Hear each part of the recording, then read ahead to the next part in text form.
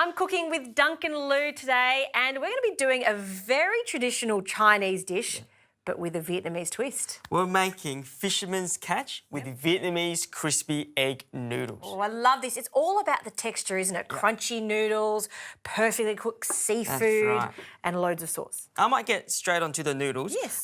We've got some beautiful Australian seafood here. Yes. What I might get you to do, I might get you to just sprinkle a bit of sea salt on them just to start with the flavouring. I'm going to get the oil straight on. And our seafood here, we've got a combination of barramundi, prawns, look at these big fat scallops, and some squid. So I'm going to go straight in with the egg noodles here. Yep. So nice shallow fry. Yeah. And how hot's that oil? So the oil's about 180. Okay. And a little hack you can do, if you don't like shallow frying, what you can do, you can pop it straight in the air fryer. Okay? Oh, that's a great idea. There's a little hack that you can do. And so these are fresh egg noodles that we can get from our supermarket? Yeah, they are. Most leading supermarkets will have these noodles, but go for the thin variety. They're a lot better in this dish. Nice one. So while that's cooking, I'm going to get you just to chop up some onions for me. Okay. Lovely. I'm going to check on these noodles. So this will almost become like a nest. Right. Yeah. And does it matter if it breaks up a bit? It doesn't matter, but it shouldn't. It shouldn't, Yeah, okay. all the noodles will intertwine together and it'll come together quite nicely. All right, I'm going to give this a quick flip, Justine, so we can cook the top of it. Okay. Beautiful, nice and careful. We are dealing with hot oil. Look at that colour. Oh, that's very easy to do. I thought it would be breaking up. No, all comes together nicely. Yep. And you can see that it's almost cooked because it really goes that deep golden colour. That's right. You know what? It's actually ready to go. So I better take that out before we burn it to a crisp. We don't want that, do we? There we go. Beautiful. And just strain it well. You don't need to put it on paper towel or anything like that. Straight on the presentation. Straight on. Oh, perfect. Nest of noodles. All right, let's get straight into the seafood. Little switcheroo. Sure. Lovely. Okay. In with a bit of oil. Just a touch. Okay. Beautiful. And let's get this seafood in. All right, so we're going to look at that beautiful seafood. We'll start with the barra. Good sizzle. Beautiful. That's what we're after. Scallops, you know what? Let's finish all the barra. Put it all on one side. And you know what, Justine? With this, don't be nervous if you don't cook the seafood through, because we are going to cook it again. Okay. You're just essentially trying to get a crust on it. Yeah. Yep. Just really quick. Yeah, very nice. So you're pretty much making the sauce in this pan. So there's basically three elements to this dish. You've got crispy noodles, you've got the best seafood, and you've got this wonderful sauce, and you just bring it all together. I can picture how amazing this is going to be. Yeah, that's it. It's a very celebratory dish too, though. I think if you're going to go all out and put all this seafood in, you want to make it for someone quite special, don't you? Yeah, absolutely. My wife, she loves seafood and she loves it when I cook this dish. Very nice. So it's regularly on our rotation. Fantastic. So that squid's pretty much done. And I'm going to quickly take that out. We don't want to overcook the squid. It can get rubbery. Yes. So we'll whip that one out while we cook good. the rest. Beautiful. I'll pass that to you. Thanks, Joe. All right, let's take all these off, Justine. They are beautiful. Look at those plump prawns. And you can see the order that Duncan is taking the seafood off, whatever cooked first. So this is the most delicate. The calamari comes off first, prawns, scallops, and then fish. And as you mentioned, if it's still a little raw, it doesn't matter. You kind of want it to be, so it doesn't overcook. You don't want overcooked seafood. You know, there's such delicate specimens. We want to make sure we take care of them. Beautiful. Well, let's move on to the sauce. If you can pass me some oil, lovely. That's it. In with some garlic. I'll grab that from you. Garlic and cold oil is a must. Try not to put hot oil, because otherwise what will happen is the garlic will all burn. Okay? Now that's nice and fragrant. You can smell that. Beautiful. Can you pass those chopped onions in there for me, please? Absolutely. Thanking you. So I'm actually taking it off the heat here a bit, Justine. Yes. Because it can get a bit hot. You don't want that garlic to burn. Okay. Beautiful. And I like how you're using the same pan because there's so much flavour in there. We're actually going to deglaze it soon. Okay. So I'll get you to get the chicken stock ready, please, Justine. Thank you. Chicken stock. All right. You want a bit of texture to the onions. You don't want to sweat them too much. So I reckon it's good time to go in with the chicken stock. Yeah, keep going, keep going. Beautiful. The more we get, keep going with that. Lovely. Go. Use a whole lot. Why not? There we go.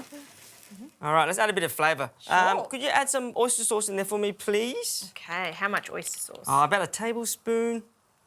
A bit more, yeah, perfect, lovely. And a bit of soy would be great.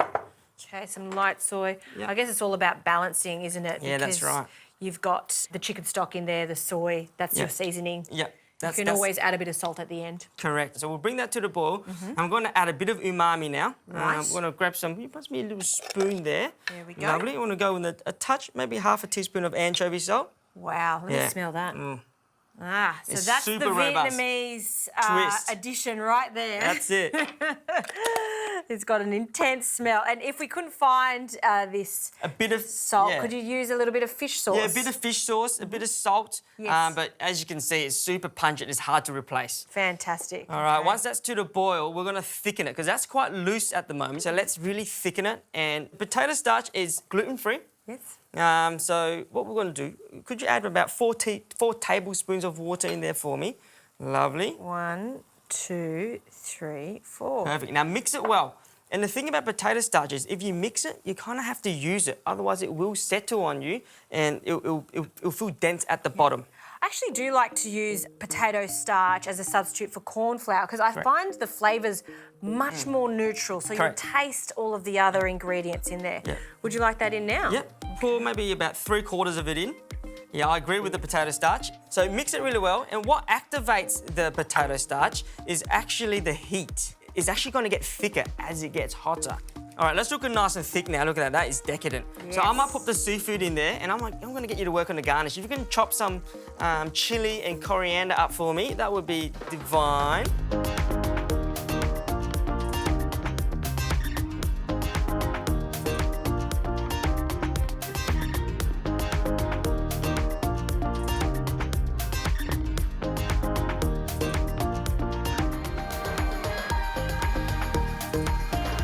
All right, we're almost ready to plate up. I might grab those veggies from you. We've blanched these ones already. So a combination of bok choy, snow peas, and beautiful, vibrant carrots. Lovely. These just need to be warmed through. Yep.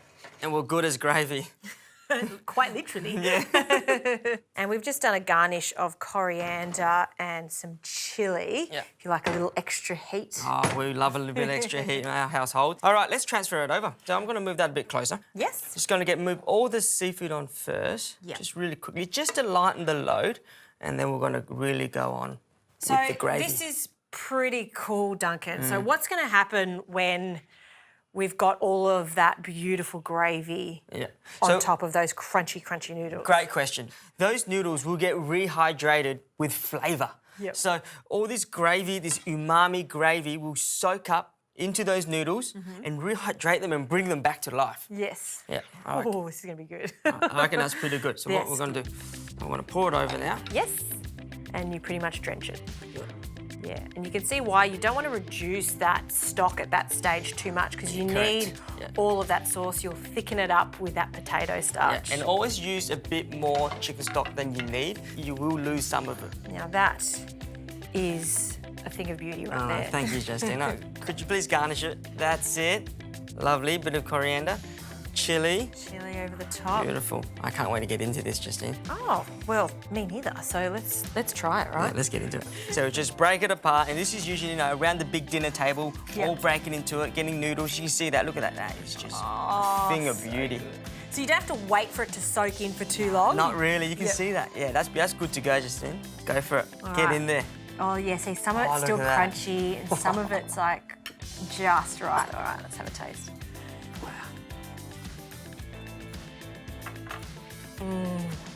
Crunchy, soft, chewy, all the great textures in the world. In the one dish. I totally agree.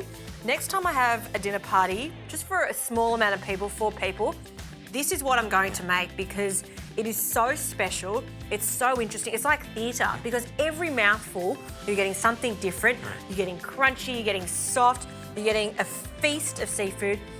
That's an absolute ripper of a dish, Duncan. Thanks for letting me share that. So good.